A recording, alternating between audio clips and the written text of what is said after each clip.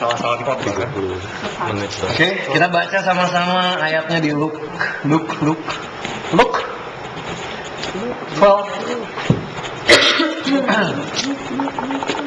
Lukas 12.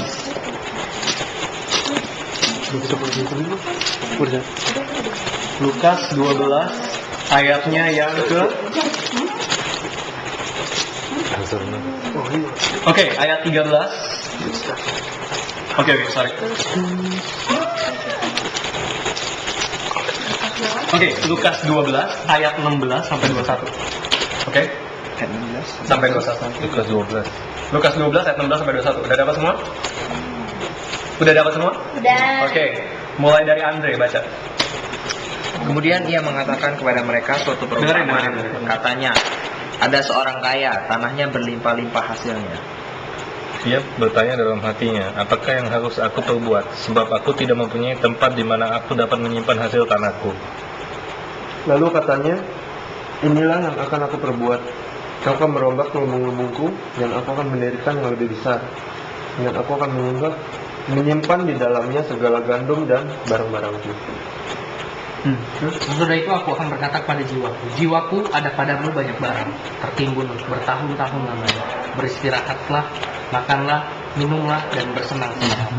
Tapi firman Allah katakan, hai kau orang bodoh, pada malam ini juga jiwamu akan diambil daripadamu, dan apa yang telah kau sediakan, untuk siapakah itu nanti? Demikianlah jadinya dengan setiap orang yang berusaha menjadi kaya untuk dirinya sendiri, tetapi tidak berusaha menjadi kaya di mata Allah. Oke. That's it. Oke. Ini ayat yang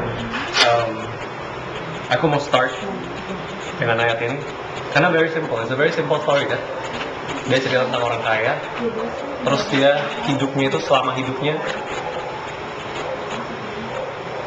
Oke, udah, nggak usah dengerin. Lukas 12 ayat 16 sampai 21 dicatat aja. Dengerin apa aja? Lukas 12 ayat 16 sampai 21. It tells about the story, ada orang kaya. Dia itu selama hidupnya itu cuma kerjanya satu, ngapain? Ngumpulin duit. Ngumpulin duit. Ngumpulin harta, ngumpulin deposito, emas, and everything. He has everything. Ya. Dan aku mau tanya, dia itu sudah kaya belum? Sudah kaya belum? Sudah. Hah? Belum. Dia sudah kaya, right? Dia tuh udah kaya banget. Tapi lihat di ayat 19, dia bilang apa? Ayat 18. Lalu katanya, inilah yang akan aku perbuat. Aku akan merombak lumbung-lumbungku dan aku akan mendirikan yang lebih besar. Dan aku akan menyimpan di dalamnya segala gandum dan barang-barangku. Nah, terus lihat ya, lihat. Sesudah itu, aku akan berkata kepada jiwaku, ada padamu banyak barang, tertimbun untuk bertahun-tahun lamanya. Beristirahatlah, makanlah, minumlah, dan bersenang-senanglah. Kita bisa belajar apa sih? Chinese. Hah? Ya. Kita bisa belajar apa? Orang ini hidupnya, selama hidupnya, dia cuma punya satu tujuan. Ngumpulin Yaitu apa? Memuaskan jiwanya. Ngumpulin harta. Ini sana juga. And only saat dia tuh bisa ngelihat hartanya, saat dia makin kaya, dia baru bisa bilang sama jiwanya, okay, now you're happy. Okay, now you will be content. Lu apa ya? Content apa ya? Puas gitu ya. You feel fulfilled gitu ya. Lu seneng. Kenapa? Because of harta. Karena hartanya. Oke, tapi kita lihat ayat 21. Ayat 20. Tuhan bilang apa? Ayat 20 kita baca sama-sama. Tuhan bilang apa? Tetapi firman Allah kepadanya, hai engkau orang bodoh, pada malam ini juga jiwamu akan diambil daripadamu, dan apa yang telah kau sediakan untuk siapakah itu nanti? Demikianlah jadinya dengan orang yang mengumpulkan harta bagi dirinya sendiri, jikalau ia tidak kaya di hadapan Allah. Oke. Silakan.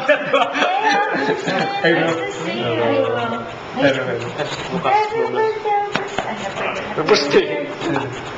Oke. Kalau di NLT, di ayat 21 itu dibilang gini. Dia he claims riches for himself, but he is not rich. Bisa kasih makan coklat. Dengerin. Ayo anak-anak ayam, dengerin kembali untuk ayam. But he is not rich in the relationship with God. Ya. Dia tidak punya hubungan sama Tuhan. Dia nggak punya hubungan sama Allah. Terus lihat ya, ini ayat yang bagus banget. Dia bilang gini, kita seringkali gue yakin lah di sini pernah ngerasain, gue sendiri pernah ngerasain hidupnya ngejar karir, ngejar uang, ngejar rumah. Kita udah punya rumah, mobil, rumah yang lebih besar. Udah rumah lebih besar apa? Mobil yang lebih mewah. Pacar kok nggak ada sih, Coach Steven? Ya. Itulah kesalahan dalam menyusun diri kita.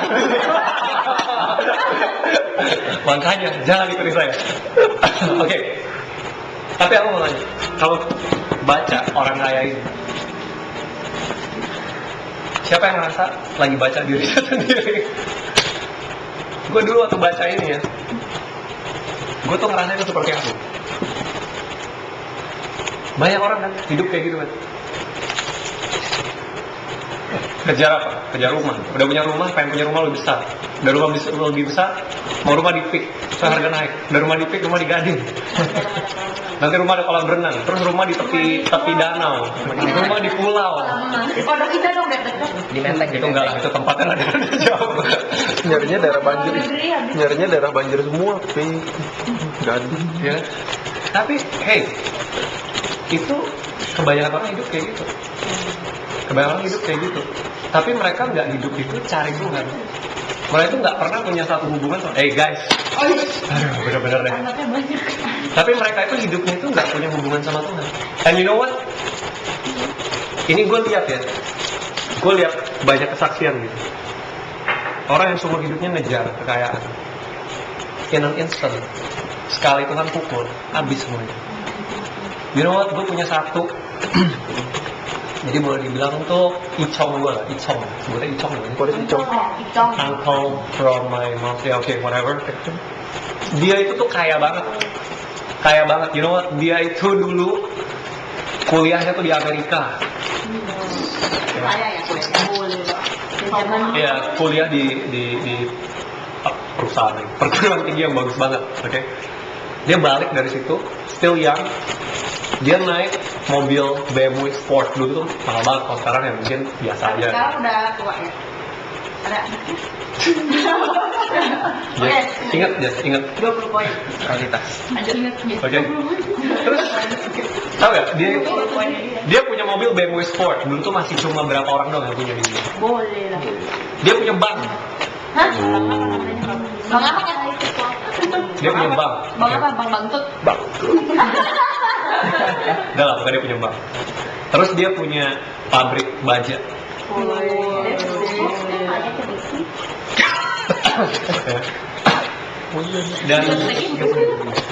Dan tau nggak? Dia itu udah. Dan dia itu waktu dulu ya, aku diceritain sama Miko. Dia itu kalau misalnya negor karyawan, dia bisa ngeliat nih, karyawannya dapat telat 10 menit. Oh, kamu telat 10 menit. Kamu besok udah maka datang lagi.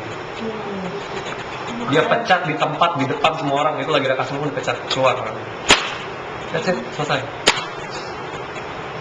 Kalau dia anaknya banyak ya mau ngomong gitu. Kalau ada saya banyak kak, ada istri. Ya aduh, gue gak tau sih, gak pernah dengar. Tapi kayak gitu, orang very very rich man. Terus lo tau gak, one day dia pulang malam, Tandak. dia ngebut, Mati. Tandakan. mobilnya terbalik, dia lumpuh total dari leher ke bawah. Hah? Jadi kalanya dong. Dari leher ke bawah. So you gotta move. Every day dia itu datang duduk di kursi roda, nggak bisa ngapain. Jadi masih bisa ngomong. Sama-sama itu di konser kan udah nggak bisa. Diangkat kan, ditolong. Dia pakai suster gitu. Aku pernah diajak makan gitu kan. sama dia itu di hotel. It's a very expensive and very nice hotel. Tapi ya gitu, waktu mau makan Disuapin. dipakai serbet, napkin di sini sama susternya ya. Terus diambilin makanannya, terus dikasih makan. You know what? 40 years old waktu itu. Masih? Udah terima kasih Belum. Dia bisa jalan nih? Belum. Belum terima kasih. Oh iya. Dia belum bisa jalan. Belum sudah dari lain. Guys, Lawrence sekali ini gue tukar buku dah. Oke. Tapi gue denger banyak kesaksian kayak gitu. Ya. Banyak kok. Gue bisa cerita dari pengalaman pribadi gue, tapi itu is going to take a very long time. Mungkin David tahu ceritanya. It's going to take a very long time. Tapi that is life. Kalau misalnya kita ngejar sesuatu yang sia-sia, itu bisa terjadi dalam hidup kita. Dan aku mau nanya gini, kalau lu ngabisin hidup lu ya 20 tahun ngejar itu, terus tiba-tiba ujung-ujungnya lu cuma duduk di kursi roda terus lu makan disuapin, are you going to be happy? If you're not, kenapa kita masih seringkali tuh ngejar itu harta, ngejar itu uang, kerja itu nggak ada jam istirahatnya? Bisa. Why? Ya kalau nggak ada duit ya nggak bisa juga lah kalau zaman sekarang. Oh iya itu benar. Aku pakai background ya. Bukan Tuhan. Cie. Oke. Nih ya. Jadi gini. How to set priorities? The first thing is always the most important thing. Setuju? Kalau orang Amerika tuh gue suka banget, dia ngomong gini. First things first. First things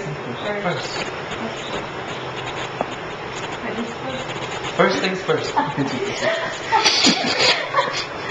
Jadi ya, you know what? Kalau misalkan kita mau ngatur priority, lu boleh punya prioritas yang super bagus lah. Nomor 2 family, 3 pekerjaan, 4 pelayanan, 5 sahabat, 6 anjing lu, 7 supir lu, 8 siapa, I don't care man. Tapi let me ask you this, nomor 1 itu siapa? Tuhan. Apa yang kita taruh nomor 1? Apa yang kita taruh di nomor 1, that is going to determine the way you live. You know? Jadi ingat apa? First things first ya. Oke, kita lihat. Kita lihat contoh yang kedua dari orang yang sangat sederhana, tapi dia tahu cara prioritasin hidupnya. Kita buka Lukas 21. Ini padahal gue hari itu cepet banget.